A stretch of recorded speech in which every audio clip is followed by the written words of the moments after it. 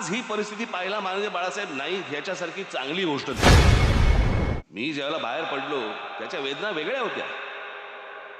माझ्यासाठी पक्ष सोडणं नव्हतं, माझ्यासाठी घर सोडणं होतं।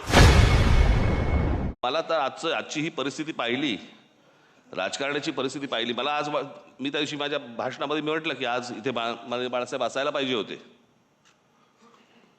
पण आज महाराष्ट्राची आणि देशाची जी राजकीय परिस्थिती निर्माण झालेली आहे, म्हणजे गुलामांचा बाजार,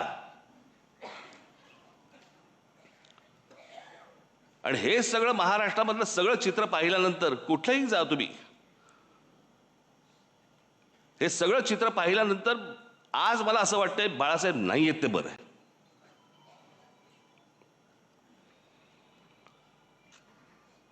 तो माणूस किती व्यथित झाला असता, त्या माणसाला काय त्रास झाला असता की हे सगळं चित्र आज जे महाराष्ट्रामध्ये उभं राहिलेलं दिसतंय समोर, की जसे ते पूर्वी 200-100 वर्षापूर्वी नाही का ते चावडीवरती उभे राहायचे आणि माणसांची लिलाव चालायचे, आज तसे महाराष्ट्रामध्ये लिलाव चालू आहेत।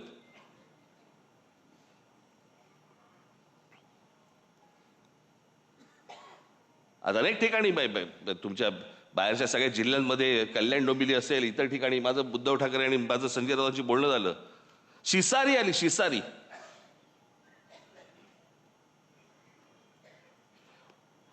ज्याला व्यथित व्हायला म्हणतो ना आपण, की काय चालू आहे, कुठे नेतोय आपण।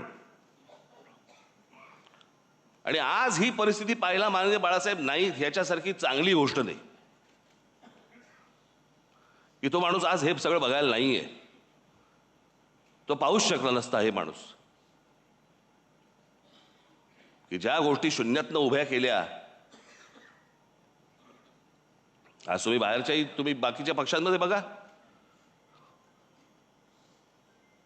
अनेक लोक तुम्हाला दिसतील की जे बाळासाहेबांनीच निर्माण केले होते।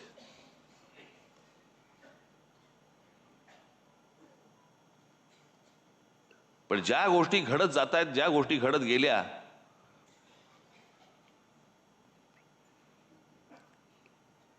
मी ज्यावेळेला बाहेर पडलो त्याच्या वेदना वेगळ्या होत्या। माझ्यासाठी पक्ष सोडणं नव्हतं, माझ्यासाठी घर सोडणं होतं।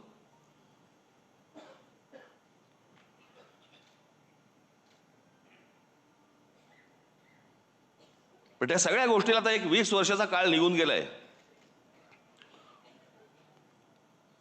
अनेक गोष्टी मलाही उमजल्या, अनेक गोष्टी मला सोडून उद्धवनंही उमजल्या असतील, द्या सोडून ते आता।